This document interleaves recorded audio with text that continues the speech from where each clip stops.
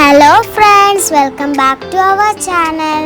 ഇന്നത്തെ നമ്മുടെ റെസിപ്പി എന്ന് പറയുന്നത് വഴുതനങ്ങ വെച്ചിട്ട് വളരെ പെട്ടെന്ന് ഉണ്ടാക്കാൻ പറ്റുന്ന നല്ല ടേസ്റ്റി ആയിട്ടുള്ള ഒരു ഗ്രേവി ടൈപ്പ് ഒരു കറിയുടെ റെസിപ്പി ആയിട്ടാണ്. അപ്പോൾ ഈ ഒരു കറി എന്ന് പറയുന്നത് നമുക്ക് ചോറിൻ്റെ കൂടെയും നല്ല ചപ്പാത്തിയുടെ കൂടെയും ഇഡ്ഡലി ദോശ എല്ലാത്തിൻ്റെ കൂടെയും നല്ലൊരു കോമ്പിനേഷനാണ് ഈ ഒരു കറി. നല്ല തിക്കായിട്ടുള്ളൊരു കറി തന്നെയാണിത്. അപ്പോൾ ഉണ്ടാക്കാനും വളരെ എളുപ്പമാണ്. അതുപോലെ ടേസ്റ്റ് ആണെങ്കിൽ ശരിക്കും പറയാനില്ല, അത്രമാത്രം ടേസ്റ്റി ആയിട്ടുള്ളൊരു കറിയാണിത്. അപ്പോൾ നമുക്ക് നല്ല ടേസ്റ്റി ആയിട്ടുള്ള ഈ ഒരു വഴുതനങ്ങ കറി എങ്ങനെ ഉണ്ടാക്കുന്നത് നോക്കാം. അതിനു മുമ്പായിട്ട് എപ്പോഴും പറയുന്ന പോലെ തന്നെ നമ്മുടെ ഈ ഒരു ചാനൽ ആദ്യമായിട്ട് കാണുന്ന ഏതെങ്കിലും കൂട്ടുകാരുണ്ടെങ്കിൽ ഒന്ന് സബ്സ്ക്രൈബ് ചെയ്തിട്ടൊന്ന് സപ്പോർട്ട് ചെയ്യണേ. ഇനി നമുക്ക് നമ്മുടെ കറി ഉണ്ടാക്കി തുടങ്ങാം. അപ്പോൾ അതിനായിട്ട് ഞാനിവിടെ 2 വഴുതനങ്ങ എടുത്തിട്ടുണ്ട്. ഉണ്ട വഴുതനങ്ങയാണ്, പർപ്പിൾ കളർ വരുന്ന 2 വഴുതനങ്ങ ഉണ്ട്. അപ്പോൾ മെഷർമെൻറ്റ് പറയുകയാണെങ്കിൽ 1/4 കിലോ ആണുള്ളത്. 1/4 കിലോ വഴുതനങ്ങ വാങ്ങിച്ചപ്പോൾ ഇതുപോലെ 2 എണ്ണമാണ് കിട്ടിയത്. അപ്പോൾ വഴുതനങ്ങ നന്നായി കഴുകി തുടച്ചതിന് ശേഷം അതിൻ്റെ ഞെട്ടിയൊക്കെ ഒന്ന് മുറിച്ച് മാറ്റി ഇനി ഞാൻ ഈ വഴുതനങ്ങ നീളത്തിലൊന്ന് മുറിച്ചെടുക്കുന്നുണ്ട്. അപ്പോൾ അധികം കട്ടിയിലല്ല, എന്നാൽ വല്ലാണ്ട് നൈസായിട്ടും അല്ല, ആ ഒരു രീതിക്കാണ് മുറിച്ചെടുക്കുന്നത്. നമുക്ക് ഈ വഴുതനങ്ങ ഒന്ന് ഫ്രൈ ചെയ്തെടുക്കാനുള്ളതാണ്. അപ്പോൾ വല്ലാണ്ട് കട്ടിയിൽ മുറിച്ച് കഴിഞ്ഞ് കഴിഞ്ഞാൽ നമുക്ക് ഫ്രൈ ആയി വരാനായിട്ട് കുറേ ടൈം ആവും. അപ്പോൾ അതുകൊണ്ട് ഒരു മീഡിയം തിക്നെസ്സിൽ മുറിച്ചെടുത്താൽ മതി. അപ്പോൾ ഇതേ വഴുതനങ്ങ 2 ഞാൻ മുറിച്ചെടുത്തിട്ടുണ്ട്. ഇനി ഒരു പാൻ ചൂടാക്കാൻ വെച്ച് അതിലേക്ക് 1 ടേബിൾ സ്പൂൺ അളവിലാണ് ഞാൻ എണ്ണ ചേർക്കുന്നത്. അപ്പോൾ ഞാനിപ്പോൾ റിഫൈൻഡ് ഓയിലാണ് എടുക്കുന്നത്. നമുക്ക് ഏത് എണ്ണ വേണമെങ്കിലും ഉപയോഗിക്കാം. ഇനി എണ്ണ ചൂടായി വരുമ്പം ഇതിലേക്കൊരു 2 അല്ലി വെളുത്തുള്ളി ചേർക്കുന്നുണ്ട്.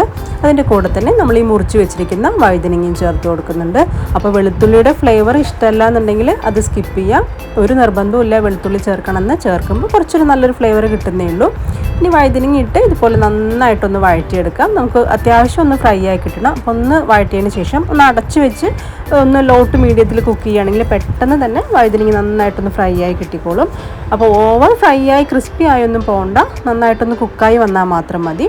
അപ്പോൾ നമ്മുടെ വഴുതനങ്ങ നന്നായിട്ടൊന്ന് ഫ്രൈ ആയി കിട്ടിയിട്ടുണ്ട്. ഇനി നമുക്ക് ഈ വഴുതനയുടെ പീസസ് എല്ലാം തന്നെ എണ്ണയിൽ നിന്നൊന്ന് കോരി മറ്റൊരു ബൗളിലേക്ക് ഇട്ട് നന്നായിട്ട് ചൂടാറാനായിട്ട് ഒന്ന് മാറ്റി വയ്ക്കാം. ഇത് വഴുതന മുഴുവനും ഞാൻ ഇതുപോലെ ഒന്ന് കോരി എടുത്തിട്ടുണ്ട്. ഇനി നമ്മൾ ഈ വഴുതനങ്ങ വറുത്ത അതേ ഒരു എണ്ണയിൽ തന്നെയാണ് മറ്റു മസാലകളൊക്കെ ചെയ്തെടുക്കുന്നത്. അപ്പോൾ ഇനി ഈ എണ്ണയിലേക്ക് ആദ്യം ഒരു 1/2 ടീസ്പൂൺ അളവിൽ കടുകാണ് ചേർത്ത് കൊടുക്കുന്നത്. അതുപോലെ തന്നെ ഒരു 1/4 ടീസ്പൂൺ ജീരകം കൂടെ ചേർത്ത് കൊടുക്കുന്നുണ്ട്. ചെറിയ ജീരകമാണ്. ഇനി ഈ ഒരു കടുകും ജീരകമൊക്കെ തന്നെ നന്നായിട്ട് പൊട്ടിക്കഴിയുമ്പം ഇതിലേക്ക് നമുക്ക് 2 സവോള അതുപോലെ ചെറുതായിട്ടൊന്ന് മുറിച്ച് ചേർത്ത് കൊടുക്കുന്നുണ്ട്. കൂടെ തന്നെ 2 പച്ചമുളകും കുറച്ച് കറിവേപ്പിലയും കൂടി ഇട്ട് കൊടുക്കുന്നുണ്ട്.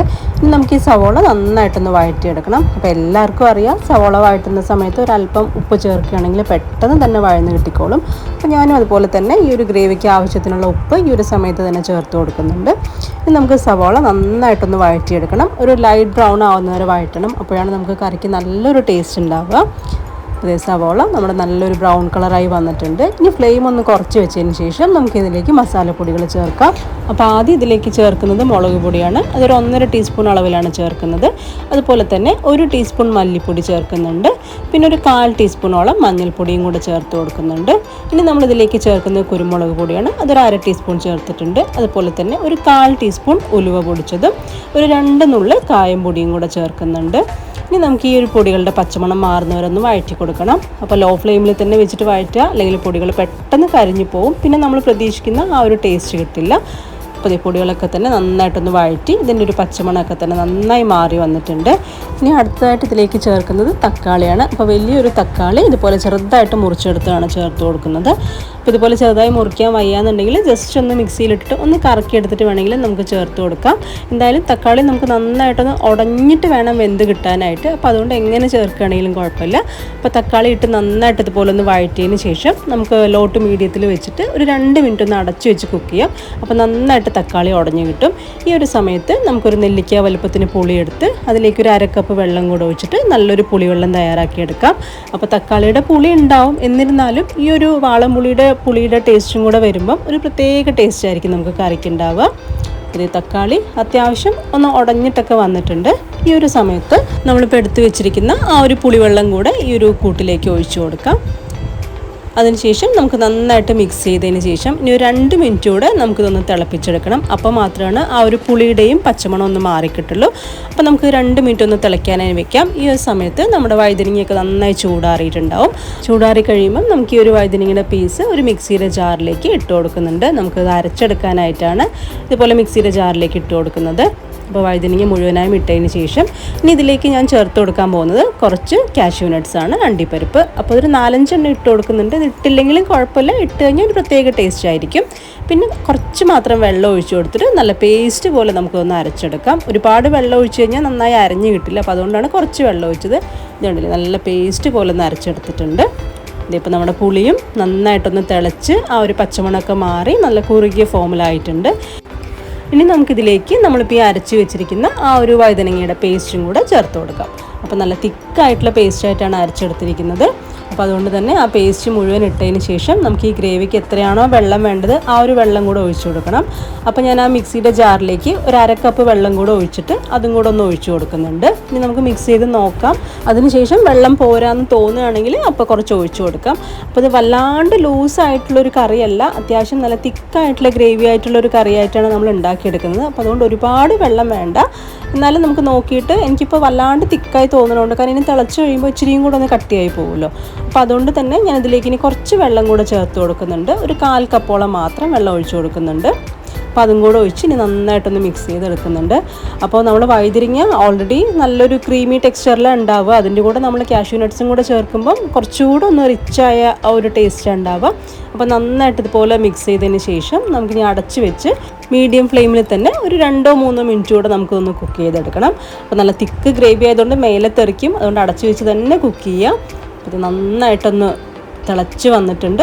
നമ്മുടെ കറി ഓൾമോസ്റ്റ് ഇവിടെ റെഡി ആയിട്ടുണ്ട്. നല്ല തിക്കായിട്ട് തന്നെ ഇരിക്കുന്നുണ്ട്. ഇനി ചൂടാറുമ്പോൾ കുറച്ചുകൂടെ കട്ടി കൂടും കേട്ടോ. ഇനി അവസാനമായിട്ട് ഇതിലേക്ക് കുറച്ച് കസ്തൂരി മേത്തി ഇതുപോലെ കയ്യിലെടുത്തിട്ട് ഇതുപോലെ ഒന്ന് തിരുമിയതിന് ശേഷം ഇട്ട് കൊടുക്കുന്നുണ്ട്. അതുപോലെ തന്നെ കുറച്ച് മല്ലിയിലയും കൂടെ ചേർത്ത് കൊടുക്കുന്നുണ്ട്. ഇനി നമുക്കിതെല്ലാം കൂടി ഇട്ട് നന്നായിട്ടൊന്ന് മിക്സ് ചെയ്തെടുക്കാം. പിന്നെ ഇതിലേക്ക് കുറച്ചുകൂടെ ഒന്ന് ടേസ്റ്റ് കൂടാനായിട്ട് ഒരു 1/2 ടീസ്പൂൺ അളവിൽ പഞ്ചസാരയും കൂടെ ചേർക്കുന്നുണ്ട്. നമുക്ക് പഞ്ചസാരയുടെ പകരം തേന് വേണമെങ്കിലും ചേർത്ത് കൊടുക്കാം. ഇനി നമുക്കിതെല്ലാം കൂടെ ഒന്നുകൂടെ ഒന്ന് മിക്സ് ചെയ്തെടുക്കാം. അപ്പോൾ ഈ ഒരു സമയത്ത് നമുക്ക് നോക്കുക ഉപ്പോ മധുരമോ പുളിയോ ഒക്കെ തന്നെ പാകമാണോ എന്നുള്ളത്. പോരാന്നുണ്ടെങ്കിൽ ഒരല്പം ചേർത്ത് കൊടുത്തിട്ട് ഒന്നുകൂടെ തിളപ്പിച്ചെടുക്കാം. എനിക്കിപ്പോൾ എല്ലാം കറക്റ്റായിട്ടാണ് ഇരിക്കുന്നത്. അപ്പോൾ അതുകൊണ്ട് തന്നെ ഞാൻ ഫ്ലെയിം ഓഫ് ചെയ്ത് വെക്കുകയാണ്. അങ്ങനെ നല്ല കിടിലൻ ടേസ്റ്റിലുള്ള വഴുതനങ്ങ കറി ഇവിടെ റെഡി ആയിട്ടുണ്ട്. നമുക്ക് ചോറിൻ്റെ കൂടെയാണെങ്കിലും ചപ്പാത്തിയുടെ കൂടെയാണെങ്കിലും അതുപോലെ ഇഡ്ഡലി ദോശ എല്ലാത്തിൻ്റെ കൂടെയും നല്ലൊരു കോമ്പിനേഷനാണ് ഈ ഒരു കറി. അപ്പോൾ ഞാൻ നേരത്തെ പറഞ്ഞ പോലെ തന്നെ ചൂടാറി കഴിയുമ്പോൾ ഇച്ചിരിയും കൂടെ തിക്കാവും. അപ്പോൾ അതിനനുസരിച്ചിട്ട് വേണം നമ്മൾ ഫ്ലെയിം ഓഫ് ചെയ്യാനായിട്ട്. ഞാൻ നല്ല തിക്ക് ഗ്രേവി ആയിട്ട് തന്നെ ഉപയോഗിക്കാനായിട്ടാണ് ഇത്രയും തിക്നെസ്സോടുകൂടെ ഓഫ് ചെയ്ത് വെച്ചിരിക്കുന്നത്. സെർവ് ചെയ്യാൻ പോകുന്നതിന് മുമ്പായിട്ട് ഇതുപോലെ കുറച്ച് മല്ലിയിലയും കൂടി ഇടുകയാണെങ്കിൽ കുറച്ചുകൂടെ നല്ലത്.